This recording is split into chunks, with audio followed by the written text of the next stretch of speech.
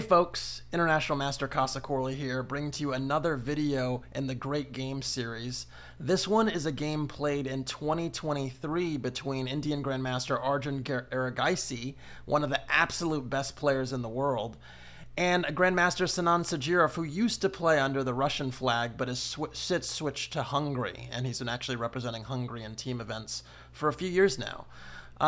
This one was at the Chennai Grand Masters, in a tournament that was organized in India, and it's a long one, so I'm going to try and just jump right into it. So, Arjun had the white pieces and opened up with d4, and Sanan Sjugirov played knight f6, c4, e6, knight c3, bishop b4. We have a Nimzo Indian defense on our hands.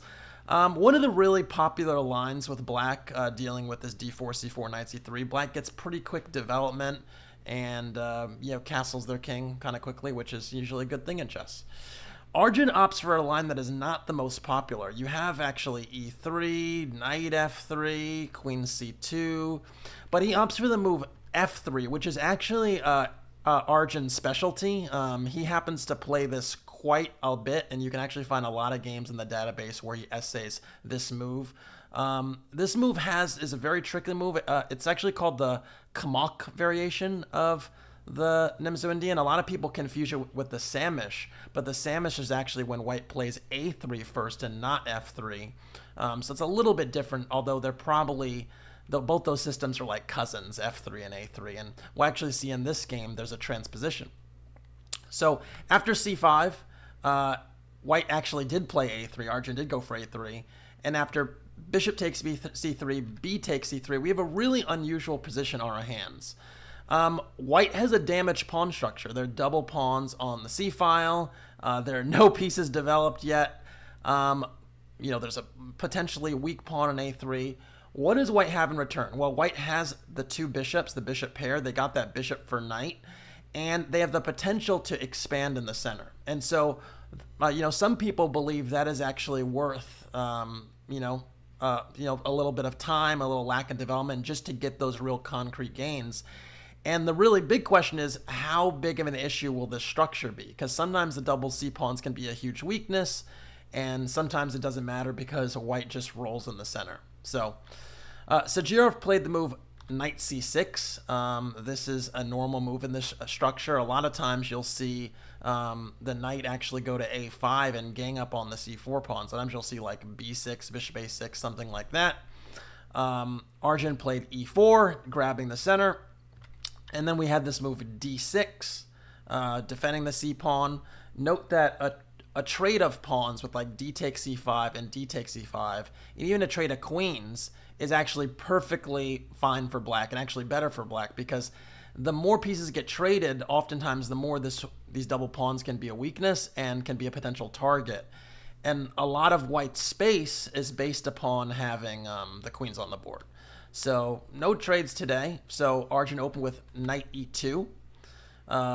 Sometimes that knight can, switch over to g3. Sometimes it just defends the d4 pawn. And then h6 was played. And actually, h6 was played after a 22-minute think. You can actually see the clock times here. And it's kind of slow. I mean, you're defending against bishop g5, but, development is the name of the game. And in general, you shouldn't move flank pawns super early if you can avoid it. And I say that with a3 having been played by white, but white's strategy is quite unique. This next move was the first really, really baffling move of the game, and Arjun has a way of playing really creative plans. This one I had not seen in this particular version of the position, and it was the move, hold on, what was it? It was rook a2. Rook a2. Bruh. What is that? Bruh. What is rook a2? Well, rook a2, the idea with rook a2 is actually difficult to understand in this moment, but we're going to make a few more moves and potentially see what happens. So queen a5 was played, and the king actually is now potentially in the line of fire because, essentially this c takes d4 could be a threat now because you can't recapture the c-pawn. And then white played king f2 to break the pin. King f2. What's going on with King F2? It's really tough to understand if you haven't seen the structure before. But now actually we're going to back up and look back at the last few moves just to try to rationalize what happened here. So after, rook A2, there is this really nebulous idea sometimes of going rook D2, and sometimes you pressure the queen on D8 because then D takes C5 is actually an X-ray. So if you, let's say castles, we make some moves, rook D2, B6, all of a sudden D takes C5 is actually a serious threat. So that's one idea. Another idea is, I mentioned earlier, in a lot of these structures, you'll have the move knight A5 pressuring the C-pawn. So let's say knight A5 is played, attacking that C-pawn. It's technically not attacked yet because it can be technically defended with queen A4 check. And that's a little tactical thing that makes the C4 pawn undefended, or protected, even though it's undefended. But after castles, let's say I make a passing move like H4, let's say. Castles, knight G3, now the pawn is defended by the bishop on F1, B6, bishop D3, bishop A6. It can be hard to defend this pawn again, and a lot of times white actually goes queen E2. Now, if that rook was on A1, then knight B3 would be a fork. So let's say the rook was on A1, knight B3 would hit both the bishop and the rook. The rook would have to move, let's say, and then the D4 pawn would be hanging. So if you go back to the position after rook A2, to make a long story short, in some lines the rook can swing along the second rank, but also you're stopping knight A5, knight B3 with tempo if the queen ever leaves this diagonal. It's a brilliant, brilliant deep idea, and I hope I'm doing it some justice. So anyway, so rook A2, queen A5 was played, king F2, and then queen C7 back. So Sjugirov is saying, I wasted time at the queen, but the king is on F2. Maybe that's a win for me. And now Arjun goes to the next phase of his plan and plays D5, closing the position. And the idea with D5 is that now this knight has to move, and there isn't the same pressure on the C file that there would be if there was still a tension. So in some lines, we talked about knight A5, B6, bishop A6. Sometimes black will try to play C takes D4, and the rook on C8 will bear down on the C pawn, and so no more of that. So Sjugirov played the move knight E5. You see the bar moving quite a bit, because actually slightly better, or actually a good bit better, is knight A5, hitting the pawn from C4, from A5, hitting C4 this way. The knight on E5 is far less stable, and we'll actually see that in the game. After knight E5, knight G3 was played, castles, and now A4. And again, you look at these moves and it's like, what's going on? What's so mystifying about A4?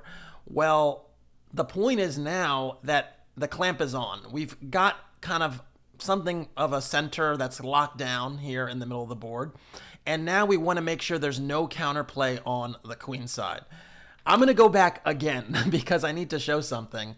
And it's in some positions where there is this knight A5 plan. Let's say knight A5, knight G3, B6, bishop D3, bishop A6. Remember, we talked about this queen E2, knight B3 business, but let's say queen E2. Sometimes there's this queen D7 idea. And the idea with queen D7 is actually to go queen A4 and attack the pawn on C4 a third time. And so this A4 move prevents the queen from actually getting to C4. Now, again, here there's knight B3, which would be a huge problem because the rook has to defend the bishop on C1, and then the A-pawn would be hanging.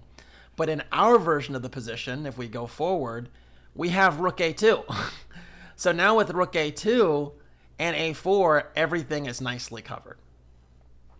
So anyway, so A4 was played, queen A5, and now there's some potential pressure based upon the rook being unprotected and the C3 pawn being attacked, because that is hanging. And so Arjun plays the move queen C2, defending the rook on A2 and defending the pawn on C3, and keeping everything tidy. Again, if the pieces stay on the board and the minor pieces that is, and the center remains intact, eventually white will be able to expand and do more than just hold the center. So that's really the danger, and black has to kind of shake the tree before that happens. The tree being this pawn structure. It's almost, this pawn was back here, it almost is like a little bit of a Christmas tree. We're almost in the holiday spirit. So anyway, queen a6 is played, still trying to shake the tree, attack the c4 pawn. And white plays another really, really savvy, smart positional move. And I'll give you a moment to figure out what it is with a little sound effect here. All right, so maybe you had the moment to figure it out. It was a really hard move. The move Arjun Erigaisi plays is the move Rook A3. Rook A3. What's the idea with Rook A3? Well, the idea is that now if you play knight takes c4, there's the shocking move Queen A2. And there's a pin on the c4 knight, which prevents the queen. It just loses material, essentially. The knight is pinned. There's no way to really defend it. E takes d5, E takes d5 is just a temporarily delaying the capture of the knight. And b5 does no good because you just take the pawn, and there's actually a double attack on the queen, so there's no time to take the rook, and then the knight gets picked off. So basically, long story short, Arjun's doing a great job of covering the weaknesses in this position, and Rook A3 does a great job of covering the pawn on c4. So you did see maybe me flick ahead a moment, and that's because Rook E8 was played. Now, essentially, Sjugirov is admitting, you know what, my queen maneuvers trying to get at these pawns haven't worked, and so I need to try and create something elsewhere. And the next series of moves is a really big consolidation job from Arjun. So he plays Queen A2, defending the pawn on c4. He plays, after Queen A5, he goes Bishop E2, getting the bishop out one square, maybe thinking about the rook doing something. The knight goes back to G6, then Rook D1. Now there's pressure on the D6 pawn. Again, you see all the pieces slowly crawling out of their initial shell. And now Pawn E5 is played, closing the position, and then we're in the new phase of the game, a really, really proper middle game, where it's pretty locked. There's no pawn breaks on the queen side for the moment, given the pawn structure. And the king side seems pretty locked down by these knights for the time being. And so white has to figure out how to, get this position rolling, particularly with this bishop pair. So he starts with bishop d3. Good move. In some lines, it's just good on d3, looking at f5. It makes a lot of sense. And now knight h7 was played. So black maybe is looking at putting the knight on g5 in some lines, maybe trying to look at their own counterplay with f5 one day. Knight f5 was played. And this is a really savvy move. You're hitting the pawn on d6, but you're also saying that it really does not make sense to capture, because after e takes f5, the knight on g6 is challenged, and you open more lines and diagonals for the king. I want to point out one thing really quickly a move ago that made bishop d3 especially brilliant. This knight on g3 is kind of restricted. Maybe it wants to go to the centralizing square e3, where it defends c4 and still looks at f5, and maybe even opens the way for a potential kingside expansion with the g-pawn. Well, if you play knight f1 right away, you actually run into knight f4, and the bishop has no squares where the knight can't take it. So bishop d3 also has the added benefit that after knight f4, you can go bishop b1 and retain your bishop pair. And this is just disgustingly high-level maneuvering from Arjun. Incredible. So anyway, so bishop d3, knight h7, knight f5 happened, queen d8 back, and now g3, really nicely clamping down on that knight on g6 so that it can't, jump forward on the king side in the event of an e takes f5 exchange after bishop takes f5. Knight e7, going back. King g2, keeping the tension, saying, I'm welcoming this trade on f5 because you open up the diagonal further for my bishop, and maybe I get a pawn storm rolling. And Sjugirov is lacking active counterplay, which is a really, really scary thing. And a lot of times what happens when you do lack counterplay is you lash out. And Sjugirov lashed out in a way that's probably not very good. And it's with this move h5. He's trying to slow down the kingside advance. There were ideas of potentially going g4 and h4 at the right moment. And I think the other thing he wants to do is he wants to kick this knight with g6. and you couldn't do it a move ago because the knight takes h6 was a check. So the knight went back to e3, preempting that advance. Rook f8 was played, trying to play for f5. And again, another brilliant move from Arjun. Queen b1, covering the f5 square. I mean, I could really give sound effects for every move, but I'm not going to give another one just yet. Bishop d7, rook a2. The maneuvering is on. Now the rook, again, is back on this a2 square where it could potentially transfer to the queen side. h4, lashing out. Knight f5, jumping in.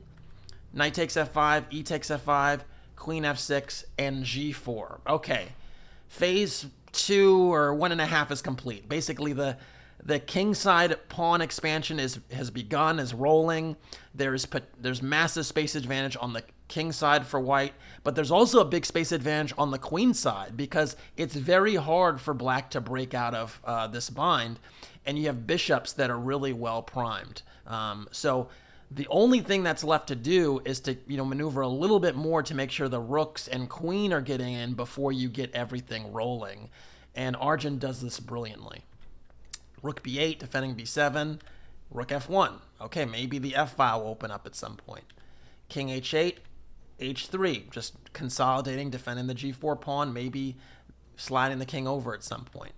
Rook g8. Again, everyone's kind of building up for potential breakthrough here. a5, clamping down on the queen side. Look at the full board vision. The bishops are looking this way, and so is the queen.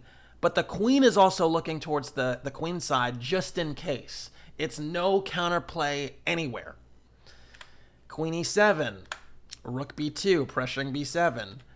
Bishop c8, defending. Bishop b3, just a little creeper move, getting the bishop off the back rank, getting the rook maybe on f1 involved. Queen d8, hitting a5, and now another really impressive move, queen e1. Queen e1, folks. Queen e1, folks. And the point is, this queen is looking at h4. So he's basically saying, you can take a5, but I'm looking at h4, and that's going to be a more valuable pawn because it's looking straight at the king on h8. And Sjugirov has 4 minutes left. He sees the pressure here. They're not at move 40 yet, which is usually where you get extra time. And he plays the move queen takes a5. And queen takes a5 runs into the really incredible f6.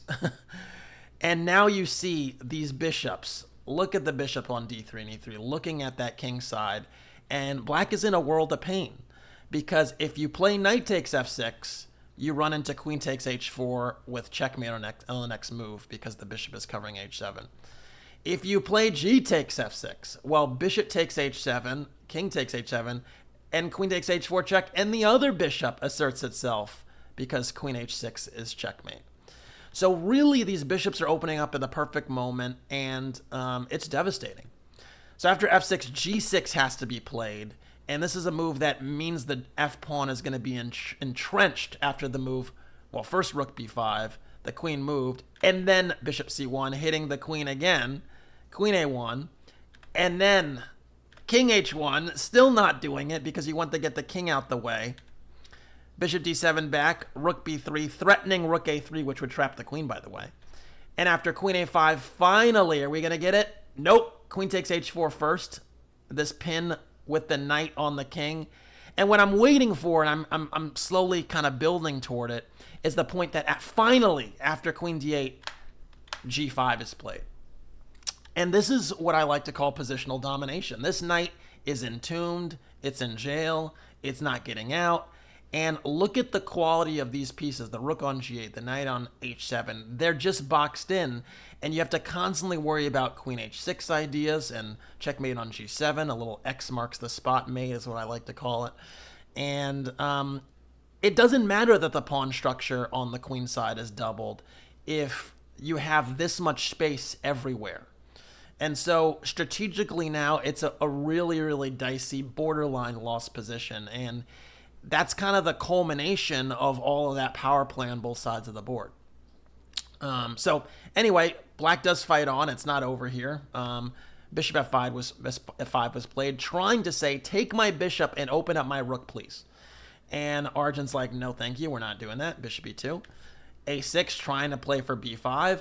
Rook G1, introducing other ideas. Maybe in some lines, Rook G4 might be a move. Like, let's say, for instance, Bishop C2. Well, how do you like Rook G4, Bishop takes B3, and Queen takes H7 with Rook H4 mate to follow. So even with the queens off, the attack can be dangerous once you have this much space. So Rook G1 potentially sets that up. B5 is played, trying to lash out. We get some exchanges on B5. The queen comes in trying to get counterplay, and C4 covers everything. No thank you, no counterplay for you. The rook comes over trying to get some counterplay on the A file now, and we go Bishop C6, hitting that rook. We don't trade the rooks yet. We bring the rook to another active post, and it's just too much. The rook takes F7 is threatened. The queen is on H4 still, freezing this area. And look at these pieces. After Rook Bf8, look at the ball that Black's pieces are curled into. It's just, it's harassment. It's abuse. I don't know what to say. And so Arjun just needs to find a way to break open this position. And he starts with King H2. Really nice prophylaxis, getting the king to a dark square so there's no real pressure from the bishop at all. Black plays Queen C3. Then Queen F2, just covering the F3 pawn. Totally fine to do so. And now finally, after Queen F2, Black had enough and tried to open the position with E4. Note that if Queen takes E4, this guy Arjun's always thinking about new ways to attack. Now Rook A4 is strong. And the point is, if you move the queen anywhere, there's Rook H4 with the same idea of Rook takes H7 and Queen takes H4 we saw before, which is a nasty, nasty mate. So because of that little regrouping, let's say the queen went to C2, you can even trade the queens and still come back to A7 and hit the D6 pawn, or sometimes even go Rook H4. So backing all the way up after Queen F2, E4 was played, trying to get some semblance of counterplay, but now you weaken the dark squares that you did with that E4 push, and Arjun played Bishop F4, hitting D6. Rook E takes F3, trying to get some counterplay going. Bishop takes D6, hitting that rook. Now you got a new potential pass pawn to work with. Rook B8, threatening Rook B2. Bishop B5, saying, no, you're not getting in there. The rook went back to E8, like, all right, can I get into E2, please? Now we'll take it, and then we're going to go Rook E7 for good measure to block the rook's entrance to the E file. And after Rook A8, Rook GE1 was played, and finally, in this position, Sjugirov threw in the towel and resigned. The reason he resigned is because Rook E8 is a really devastating threat. In some lines, the queen can still go to H4 if needed, and it's just domination. These pieces are all in light squares, and Black has this wonderful, White has this wonderful dark square complex with which Black is not even remotely harassing it. So that's a wrap. So, incredible game. I really can't say enough about how good a game this was. Played in 2023. Arjun is actually an even stronger player now than he was then. And it just confirmed to me why he's one of the best players in the world. And honestly, he's one of my favorite players to watch. The creativity in the opening is awesome, and he never cheats you of playing a really ambitious game. Again, how often, if we go back to the opening, we got this F3 setup. How often do you see a position after, 9 or 10 moves like this? Or like this, with a rook on A2, a king on F2. It's just super creative. There's a lot of preparation engine work that goes into this, but you also got to play a lot of great moves, and he certainly did. So kudos to Arjun.